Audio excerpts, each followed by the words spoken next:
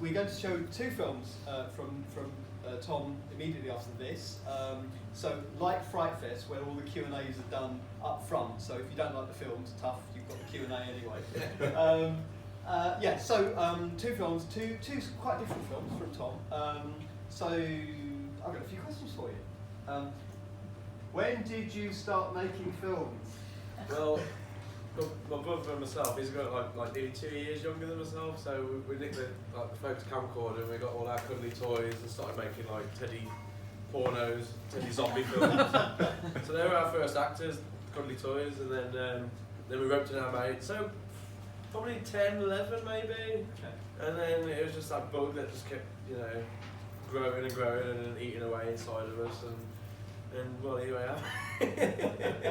And you haven't seen these yet, so there are no teddies.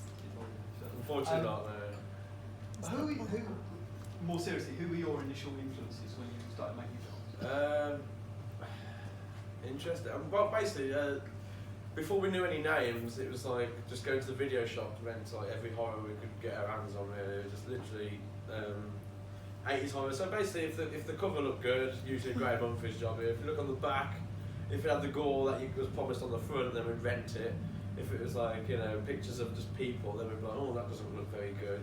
So it was all going on the pictures, really, the covers. And then I suppose through time, we just started to kind of get a grasp of what these names meant to us, and then we just started to formulate like avenues of where the good stuff was, and then we'd be pointing towards magazines like The Dark Side, and then that just opened up a whole world of European stuff, and from there it just kept going, and then it was just I just wanted to just eat everything I could find in terms of interesting and strange cinema, really, So it was just that natural growth thing. I think it was. I think the folks would try and warn us against these films, The Evil Dead and whatnot. We'd be like, please, please, please, let us watch it, and then we'd watch them, and we'd just be so like, wow, amazed by them.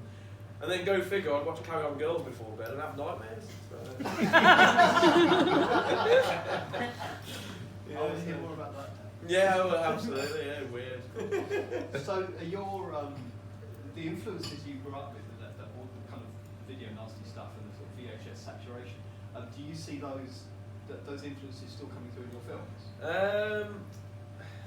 Possibly. I mean, again, it's the promise, isn't it? I mean, I suppose a couple of the video nasties. I'd go to school. My drama teacher, an absolute legend who I ended up putting in some of my films. He knew we were into horror films, and he came to school one day, my drama teacher, and gave me a Cult Epics VHS of Cannibal Holocaust.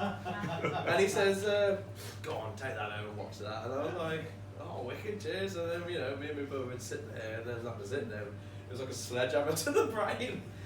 And then it was like, wow, okay, so that's when we realised that they weren't just kind of like kind of playtime, make-believe kind of films. They could go a bit further, and that's when the morbid curiosity took over. I realised there was a lot of transgression to be found in these films, and so I went down that route for a while, and just trying to find possibly the worst I could find, really. I usually end up in Hong Kong, as you do. But in later days, that kind of went back to what I suppose really influenced me was. My nan, she got me into horror pretty much because she was a horror head. I mean, I could get all the videos that we rent from the video shop, take it to my nan, and I'd watch it with my nan. My dad would be like, you'd prefer a John Wayne on a Sunday, My mum, she was quite superstitious, and I suppose she still is really, but I suppose so. Really, the real influence there is the family aspect, because I was brought up with a family that. On the one hand, would basically bring you back down to earth and tell you to stop being a idiot. And on the other hand, they'll tell you about the ghost they spoke to last night. Very superstitious, basically. So that would always ignite this sense of the otherness, We're going to see the two films we're going to see this afternoon are quite different. The first one is going to be Dr. Walden Cross, Beyond the Void. Do you want to tell us a little bit about that? Yeah. Again, going back to the ghostly, coming back around to being interested in the supernatural and just general paranormal I think that was solidified in what was done on TV back, like pretty much before my time, so talking in the 60s, 70s, even the 80s. I mean, when I was younger, it was Michael Aspel's Strange But True, and back then that was terrifying. You look at it now, it's like a sketch from a Christmas movie show, it's ridiculous. Again, it goes back to the staunch belief that my grandparents and my parents would actually invest in the sense of the other, the paranormal, the supernatural, and it would be tangible to those. And I'd obviously go look for this kind of thing. We'd break into the local park, which has a Victorian manor house in the middle of it, which obviously is meant to be haunted.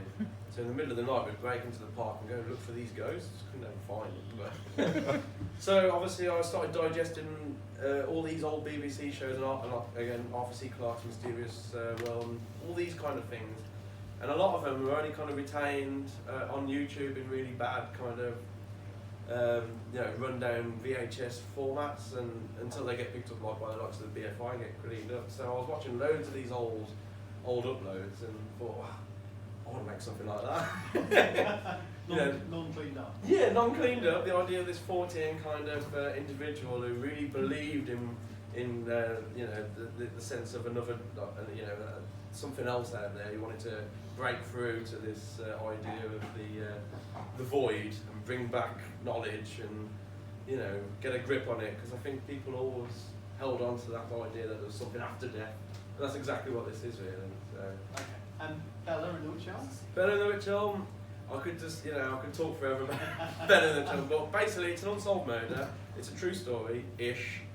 1943, these lads are in Hagley Wood looking for thrush eggs on a private bit of land which belonged to a big manor, Hagley Hall, and they come across this skeleton inside a hollow witch elm.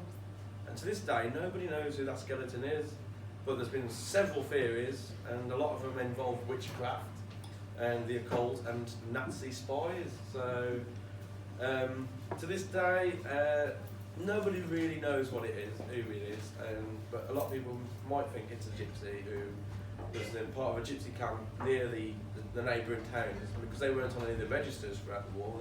They would not be registered missing if gypsies were murdered. So that's Bella in the Witch Elm. So it's a true story? It's a true story, but most of the film isn't true because it's all speculation, so it gave me the opportunity to just go mad with all the occult and spooky references and just have fun with it, really. I have to ask you a question. You are a low-budget filmmaker. If somebody gave you oodles of money, oodles of resources, big studio, would you go for it? Oh yeah. And then I'll probably regret it, because I probably felt like my soul was just like. But yeah, absolutely. Yeah. Okay.